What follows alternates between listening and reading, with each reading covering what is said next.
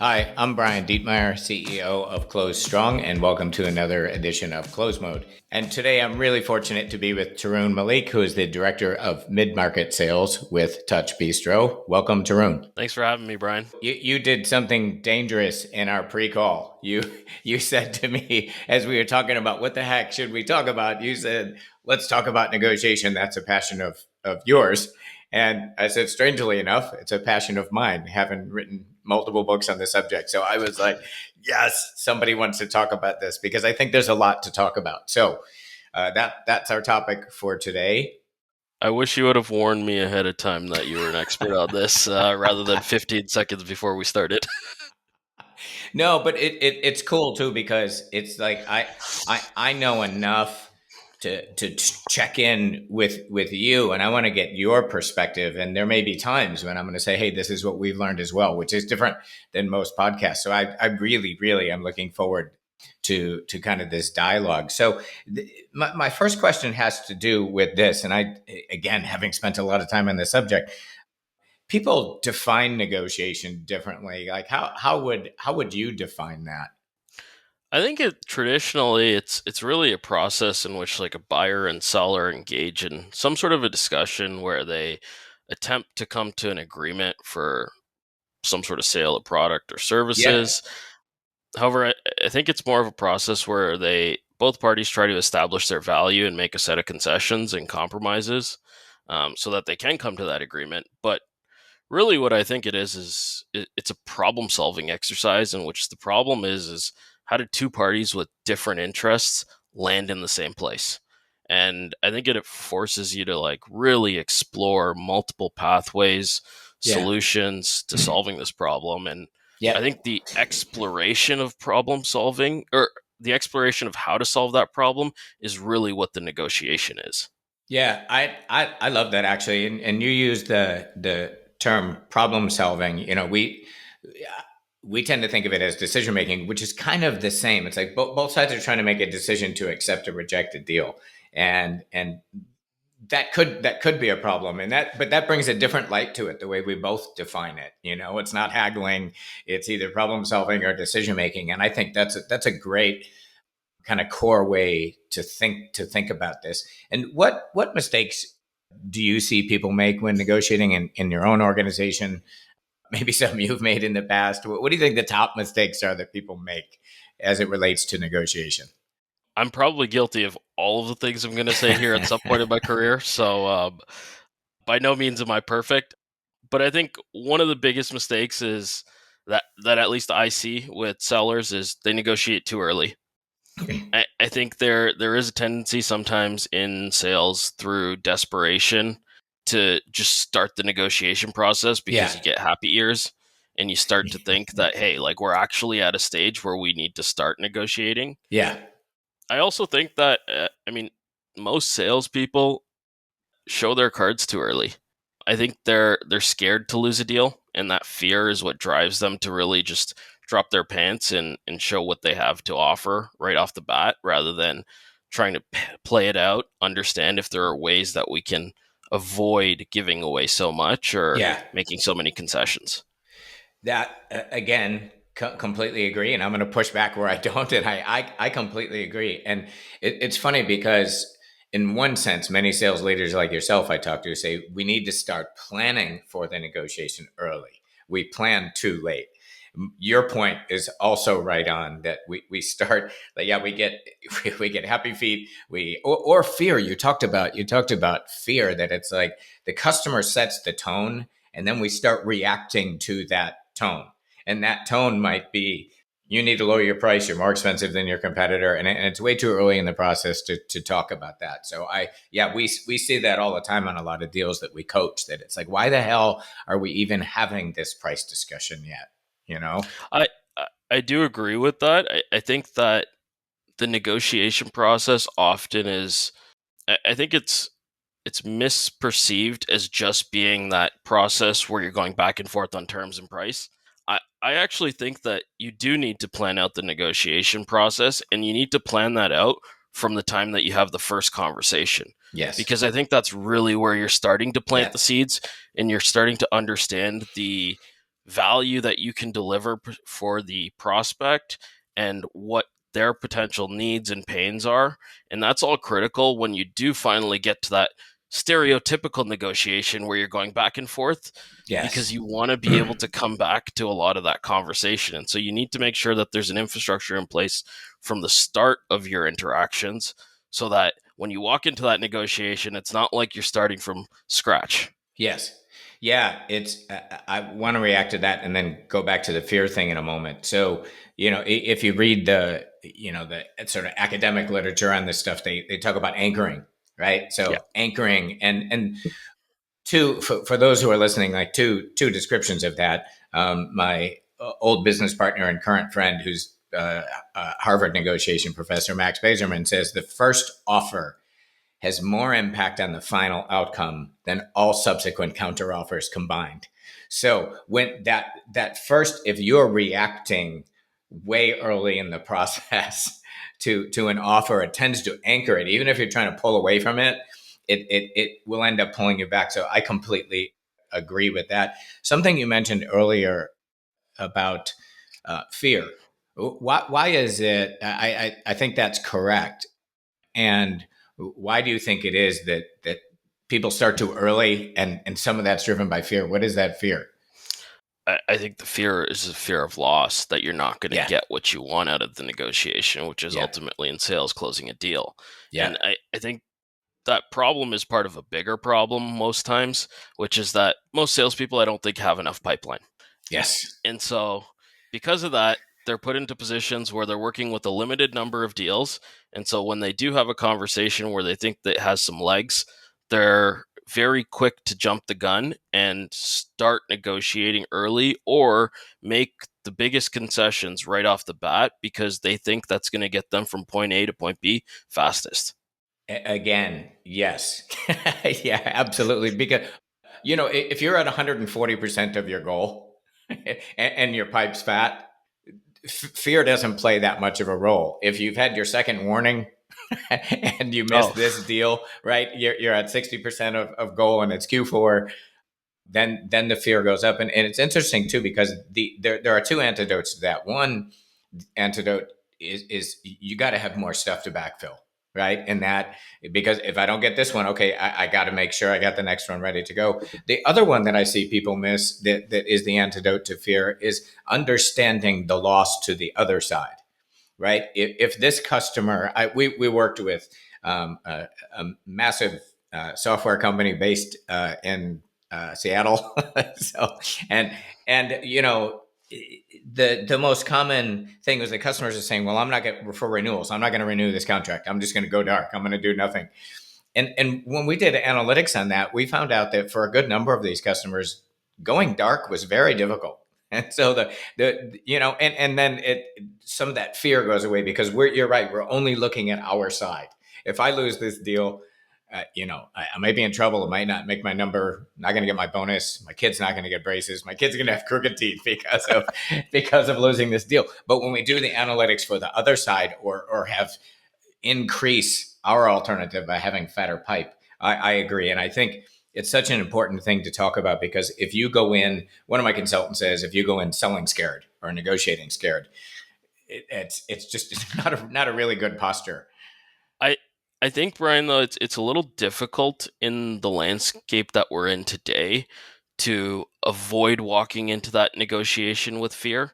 And putting like quotas and targets and the commissions aside, Yeah, I, m- my perspective is that we're in a very different selling climate today than we might have been 10, 20, 30 years ago, where yeah, buyers are more informed than ever. They have access to information and resources more readily available than they ever have. And on top of that, candidly, I think that the competitive landscape for most companies and the segments that they sell in is becoming very large. And so there's a lot of copycat solutions. And yep, so I think oftentimes, and I speak from experience at Touch Bistro, where when we walk into that negotiation, we know that they're potentially talking to 3 to 5 other companies that offer almost an identical solution. And yeah, so it's difficult to understand the fear on their side because it's less less prevalent there. yeah. Yeah, it's that's cool because I wanted to talk to you about like how the landscape has changed and how that impacts negotiation, and we just went there, which is cool. So buyers have better data now. There's a really sad, terrible, tragic book written by a woman. I believe her name is Rita Hunter McGrath. It's called "The End of Competitive Advantage," and that. So you talked about two things. You talked about buyers have more data, and there's this Me Too stuff that's out there as well. And what she writes in her book is that things are moving so quickly now, and everyone's copying one another so quickly that we used to do annual planning. Here's our value. Let's go out to the market, and next year we'll revisit this plan. And what I've been hearing lately from VPs of sales is that's happening. The equivalent of annual planning is now happening quarterly, and even more often than that, because your value is changing, buyer needs are changing, competitive value props are changing. So it occurs to me that the solution to that is better data on the customer needs, better data on the competing alternative, better data on how you align with those customer needs better than the alternative. And it's not that was the again the question I was getting to is how's the world change? How should negotiation change? In my opinion, I'm curious how you feel about this. Negotiation has been sort of thought of as soft skills and tips and tricks. I mean, there's a book, 101 Ways to Win in Negotiation, the 53 Truths of Negotiation. And in my opinion, that's all based on a world that is not what you just described. How do you react to that? I completely agree. I haven't read the book myself, so I can't Yeah. speak from context of the book. However, I think it's really about it's a data driven process, negotiation, and I also think when it comes to negotiation, one of the key soft skills that you can't really teach, I think you develop it over time, is adaptability. And that's something that's critical right now relative to 10, 20 years ago, which is the ability for sellers in a negotiation process to be adaptable, understand who they're working with, who they're talking to, and be able to pivot in different scenarios. I think that one of the challenges with taking some of those frameworks for negotiation is it's relatively rigid Yes. in whereas our buyers aren't, and they're constantly changing in the way they approach purchasing, and so we need to be able to adapt to that as well. Yes. Yeah. And it's one of the things we learned years ago that I'd like to share with you and others because I think it will help. And this was kind of by accident. We were doing a large kind of enterprise sales study, 2 years, 19 countries. And we had a couple questions in there about negotiation. And we asked reps in 19 countries in all these different industries, what do you hear on a daily basis in negotiation that kicks your butt? And we didn't do much with that. And my wife is so fortunately I got some free work out of this. My wife's a data scientist, and I asked her at one point, "Hey, do we still have that? Thousands and thousands and thousands of really mean crap that buyers said to sellers all over the world." She said, "Yeah, it's sitting over here. I think it was in a spreadsheet back in the day." And I asked her if it followed any kind of pattern, and she came back and said about 47% sits here, and about 50% sits here. I said, "Wait a minute, you're telling me this really means stuff that buyers said to sellers all over the world. 97% of that's in two categories. It didn't sound right to me. I don't know if it sounds right to you." We went back and redid the work on it. And I'm responding to your issue about adaptability because I completely agree. And then at the same time, I want to share this that 97% of what comes out of a buyer's mouth, they're either referring to their alternative or they're putting pressure on you to give something away. And the words are all different. The most common negotiating tactic in the world was I can get the same thing from someone else, alternative, cheaper, putting pressure on you. And so yeah, it's a question of like how do you adapt? We know that's where the pressure is going to come from. Why you and why pay you this much? So that's where the data comes in. You said, yeah, it's about data now. It's not about tips and tricks. Yeah, no, absolutely. I think one thing I'd add to that, Brian, is I also think that when it comes to the negotiation process, it's not just about understanding what they need and how you can deliver that solution. I also think it's about the personal approach, and I think that's more prevalent now than ever. Is with all these copycat solutions, who does the buyer like? I mean, there's an old saying in sales, which is you're going to buy for people that you like, right? Yes. Yes. And so, I mean, creating that relationship is critical to helping drive that negotiation successfully. Ultimately, I mean, I think that you can reason with people better when you have that Yes. relationship, and you can also get them to make concessions that they may not have been prepared to do if you didn't have that relationship. Yeah, those are unofficial decision criteria, right? But we need to have those in our brain. You're right. All things being equal, the other thing that I would add to that too, or actually, I'm wondering how you feel about this because it goes back to a lot of people are fighting this Me Too thing right now, and by the way, some of that comes from buyers, especially procurement, which is we should spend a moment talking about, but some of that comes from them telling us we're the same over and over and over again. And what we find is when we do the analytics, it's usually not quite that, especially if you do that one transaction at a time and say, all right, what are they trying to achieve? How do we look? How does the alternative look? So that's part of it. But the other part is perception. I think if everybody is perceived at the same, but you do a better job of linking up during this decision making process, this is what I do, this is what you're trying to get done, and I make better connections for you even if the other people can do it. I feel like we call that perceived value. I'm wondering how you feel about that. I think that's how you win in a fairly commoditized situation. I agree. I'd actually be curious to get your perspective on this, Brian, which is this whole notion of you want to remove emotion from a negotiation.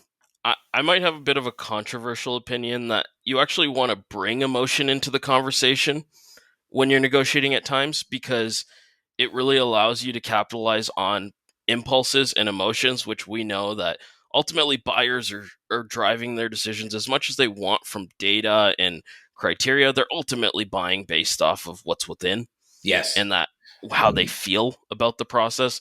I'm curious to get your take on that. I mean, and the role of emotion within a negotiation process. Yeah, you're right, and sometimes the right facts in the right situation can correct that. But you are right. There's a blog called Buyer Seller Insights, and one of my favorite blogs of theirs. They talked about that many buyers do a really crappy job of buying, and a lot of it is for the reason you just said, that they're emoting, and many times they're emoting maybe because they like someone more, or they have a misperception about what someone else can do versus you, or they've prioritized a thing that's not super important that maybe your competitor is better at. So they make suboptimal decisions all the time. And we also consult a procurement organization. So they make suboptimal decisions always based on emotion and misperceptions and those kinds of things. Completely agree. Yeah, and I think that that's one thing that's important to be able to recognize early on in an interaction with the potential buyer is who are you really selling to? Are Yeah. you selling to a buyer who is very rigid and they're driven by criteria and what they've laid out on an RFP or piece of paper? Or are you selling to someone that is a lot more emotional in their process and they're willing to bend or be flexible? And I think that knowing that early on really allows you to tailor your approach throughout, and that's where like a lot more of the adaptability piece comes into play. Yeah, what comes to mind as you're talking through that is like the criteria based person. Okay, let me pull up the spreadsheet, right? And the more emotive person, it's more storytelling, right? I mean, that's probably one of the like how am I going to interact? And it's funny too because I have a little bit of a controversial view on analyzing the personalities of the other side. I think it's very difficult to go, okay, I'm dealing with right now, what is it on average 6.7 buying influences per buy, right? So I don't even know that a professional psychologist could say, let me figure out what style they have and then let me adapt. But I do think there is adaptability at the level that you're talking about. Do you have the analytic, or do you have the emotional? And I think if you can get like we did with tactics, if you can get down to buckets of things, and it's either spreadsheet or story, right? Yeah. What are you going to do with this person? Well, where you run into trouble is when you're dealing with multiple stakeholders, all with a different persona. You got one person who's very much that spreadsheet person. You got another person who's very much, I mean, based on feelings, and then another person that might be spreadsheets or something else. And that's where you really got to do a good job of making sure that you have individualized stakeholder buy-in. Yes. And this whole notion of multi-threading comes into play.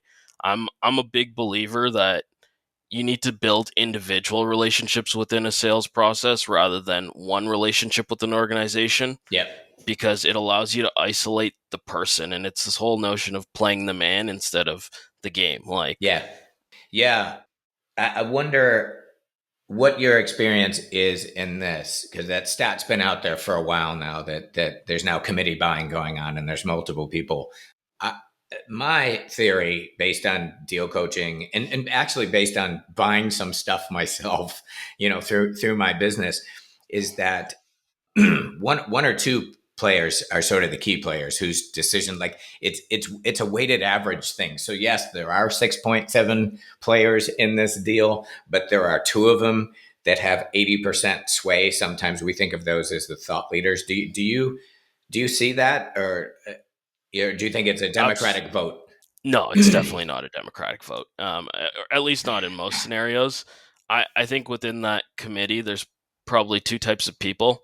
There's one who is the most emotionally motivated person, and there's the other who's the most influential person. And I think it's important to really play on both of them to make sure that you can get buy-in holistically, because ultimately the influential person is going to get buy-in from the remainder of the committee, but the emotional person is going to really help drive the business case for you. That's what I think in sales we refer to as a champion, Yeah. really leveraging them within the negotiation process. Yeah, and it goes back to your earlier thought about sort of reacting too early, and I like to say, is the conversation we're having the one we should be having? And now you've taken it to the level of with this person. And again, an area where I'd like your feedback. It seems like, going back into sort of buckets, there's sort of strategic level discussions, which are about business impact in the customer's organization, and then there's the tactical level folks. And I feel like we're always riding that line. Like, what is it that we're negotiating? Are we negotiating the impact of your solution on their throughput or their defect reduction, or are we impacting the price of software? I think that really just depends on the depth of the problem and the impact that you solve for. Yeah.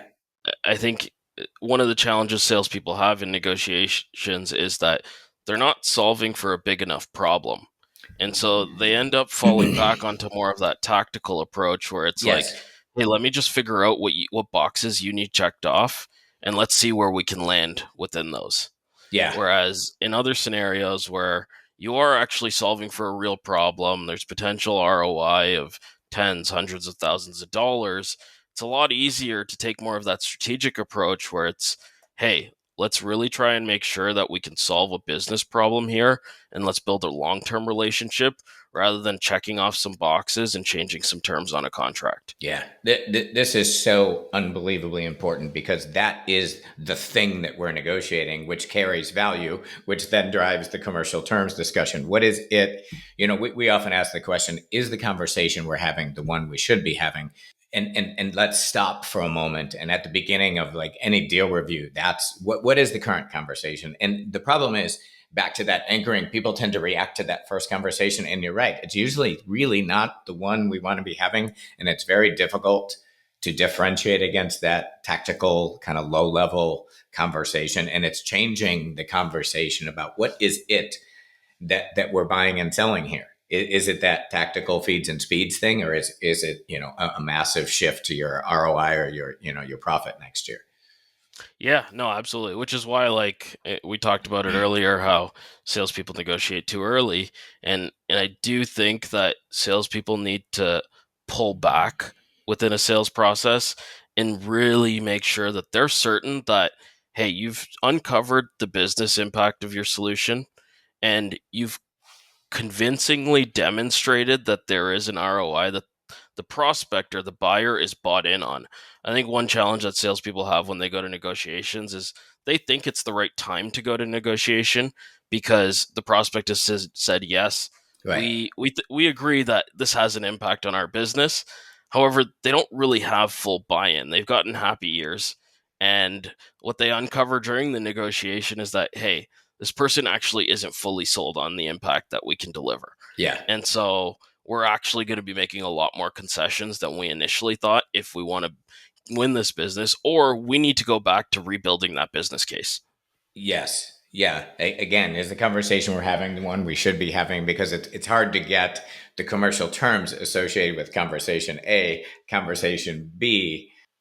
Yeah, it's probably, and that's a mistake. You're so right. That's a mistake I see so many people make, is they actually jump to the commercial terms discussion too quickly, and we need to back up to that, to the value. And it's funny, we've done about $12 billion in win loss analysis, and the gentleman who leads that practice for me said once, he's a very understated guy, West Point grad, grayish hair, 60s, buttoned up kind of dude. And Hugh said to me one day at lunch, I can pretty much tell you after doing this work why winners win and why losers lose. And then he went on to something else. And I was like, whoa, back up.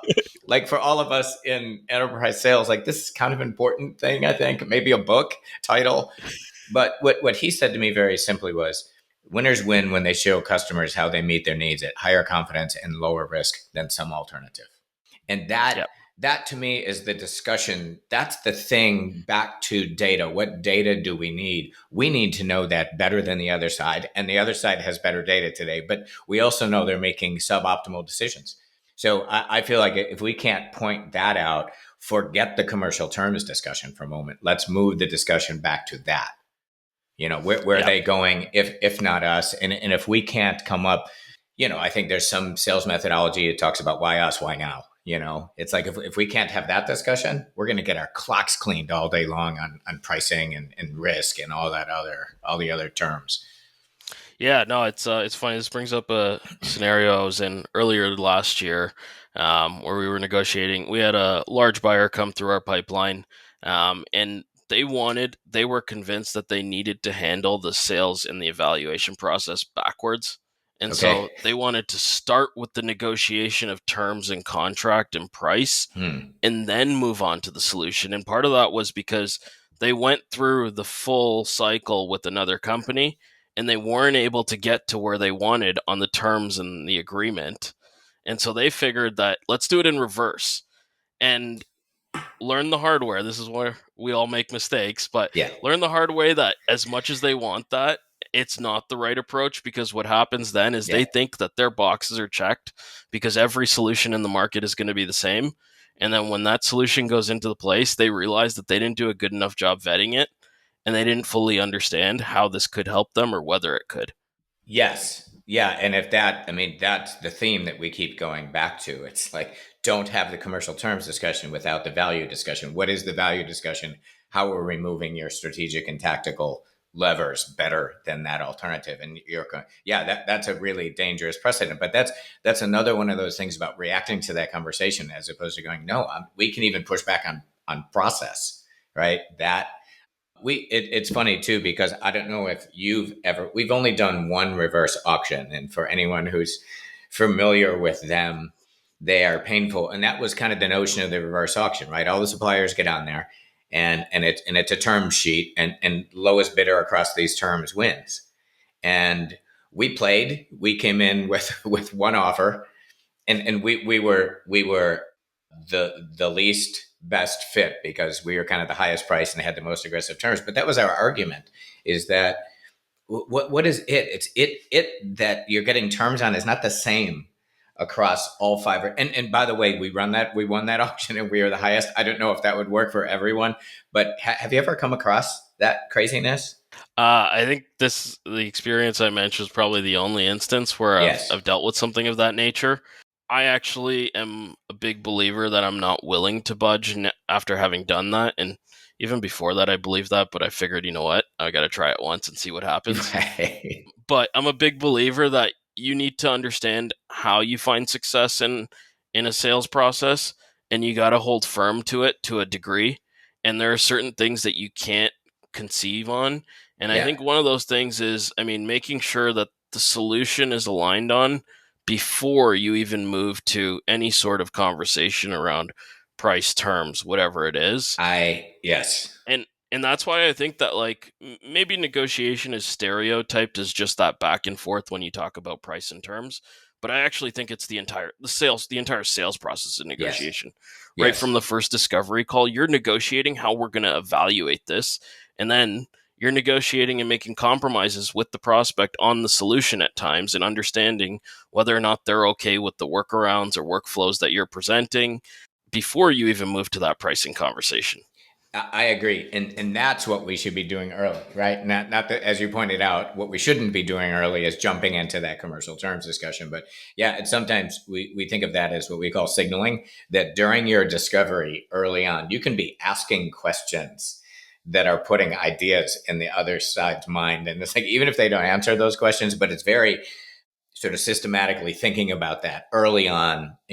Another one of my consultants often says that, the closer and closer you get to the end game, the less free people get with data and sharing data. So that's another reason to start doing that early, because it's a little more open up front. I don't I don't know if I entirely agree with that notion that the closer you get to the end game, people are less likely to share. Mm-hmm. I think in a lot of instances, in I think about some of our very long and drawn out sales cycles that we've been part of. I think that you get to a point where people just get so exhausted Yeah, okay, I'll buy that that. Yes. they're just willing to tell you what they need you to do. Yep.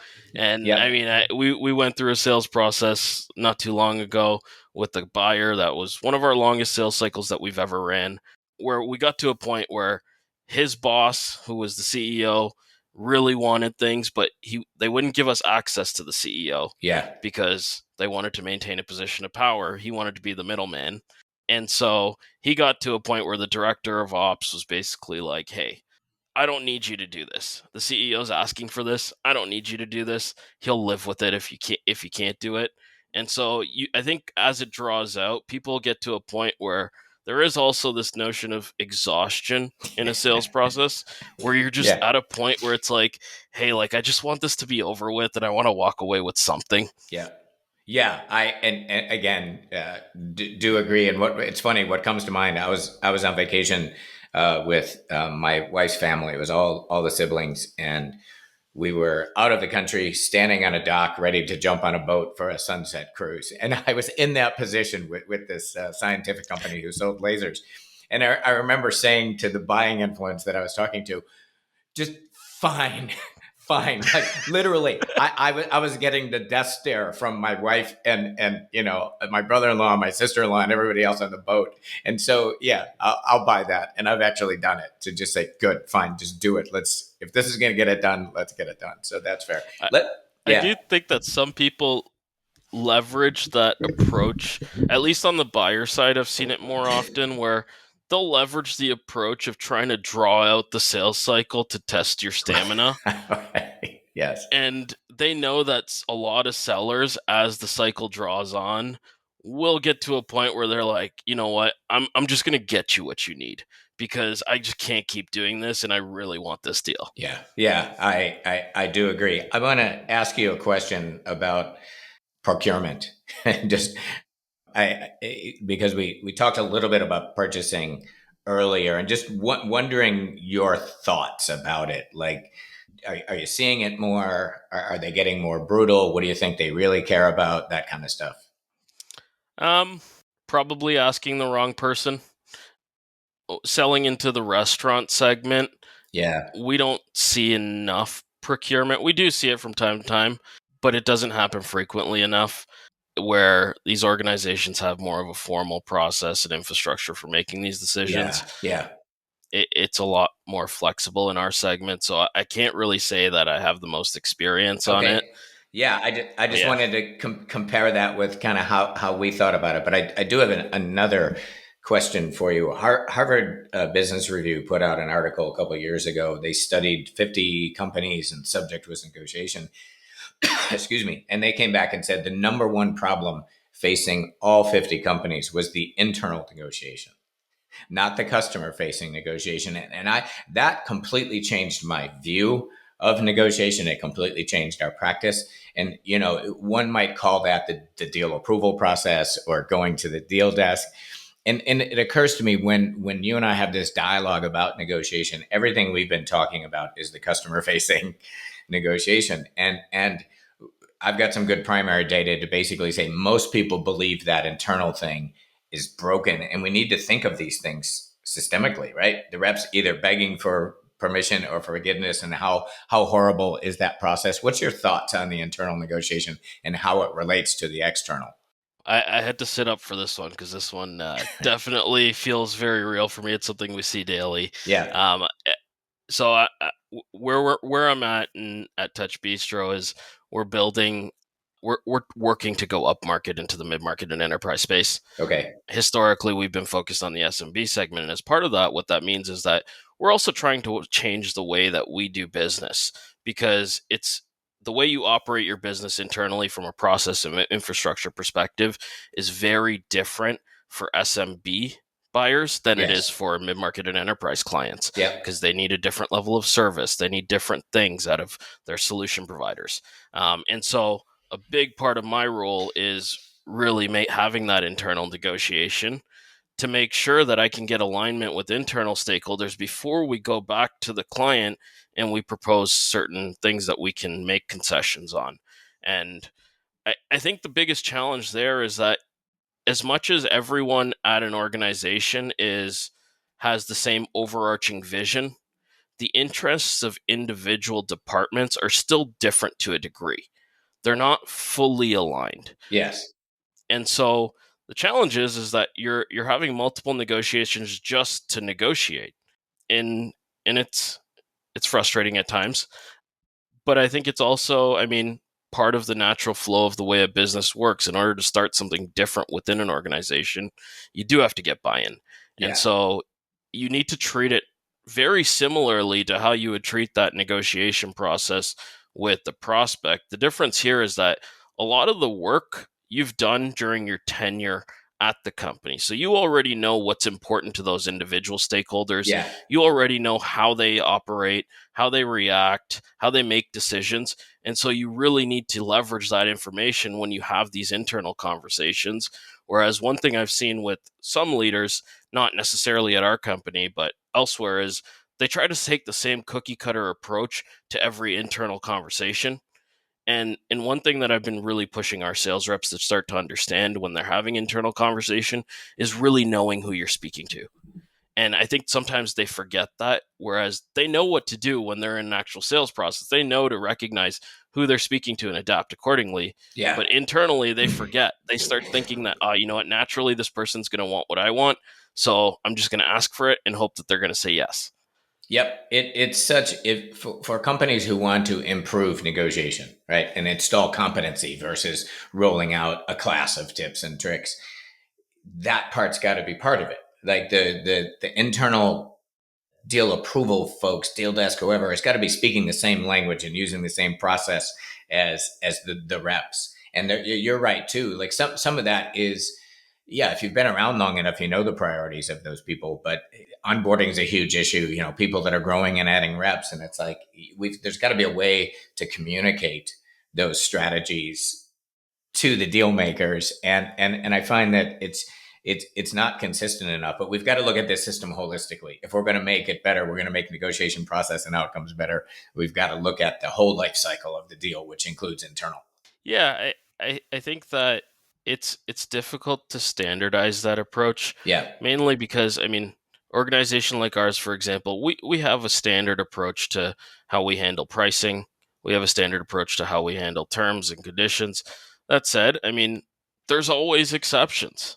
Yes. And as part of my job is it's really try to uncover where those exceptions exist, Yes. so that when we are in a negotiation with a buyer, we understand what we can concede on, even though it's something that we may not have potentially done in the past. And so I think as familiar or as standardized you are with the way a company operates or their practices, at the end of the day, when you're dealing with large scale buyers, you're always going to need to change the way you do things Yeah. in those scenarios. And so you need to be able to push back and have those internal negotiations.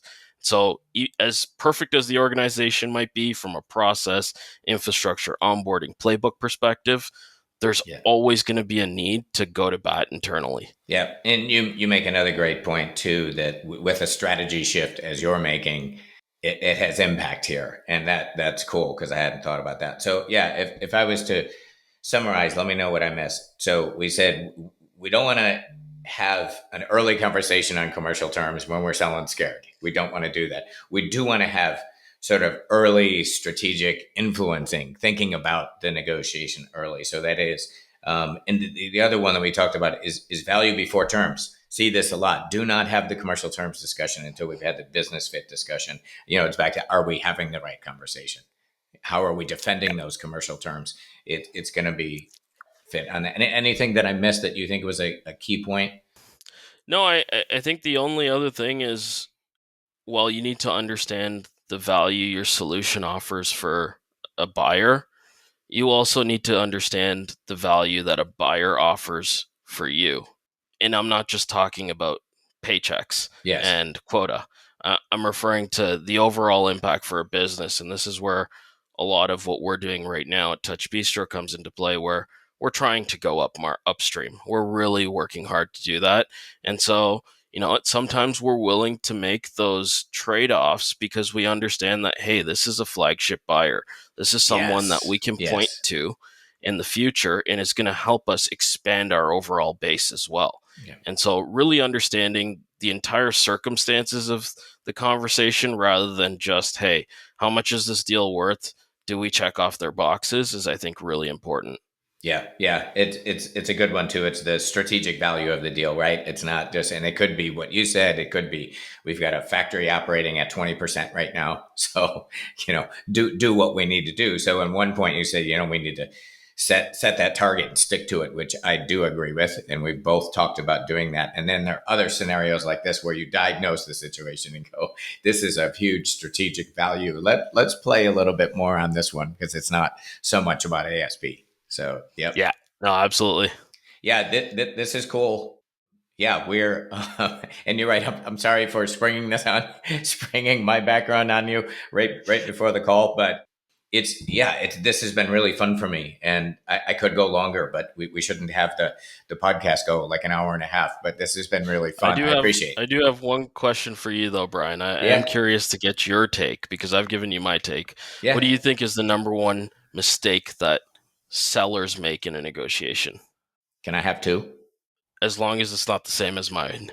Okay, good. No, number one mistake we've been talking about is they do not know on this transaction I meet multiple buyers' needs at higher confidence and lower risk than the alternative. They don't know enough about that, and to the point you made earlier, buyers have better data. We need to know that better than they do. That's a core competency. That's what we're going to get paid for. And then the second mistake is focusing on one item out of context. And you sort of referenced this earlier.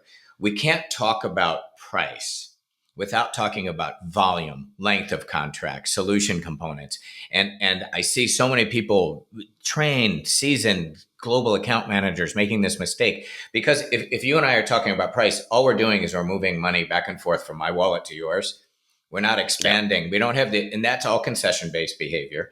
And if most companies were to never negotiate one item and trade, hey, Tarun, there may be a pathway to that. Can we talk about extending volume? If we made that behavior change, one item is zero sum concession, two items we can trade and create value. So yeah, we don't know enough about why us versus the alternative, and we get sucked into talking about that one zero sum thing that the buyer wants to talk about. I couldn't agree more. They're definitely on my list, but I think having the negotiation too early was the first thing that came to mind for me. Yes. Yeah. Yeah. And the negotiation too early is probably about that one variable.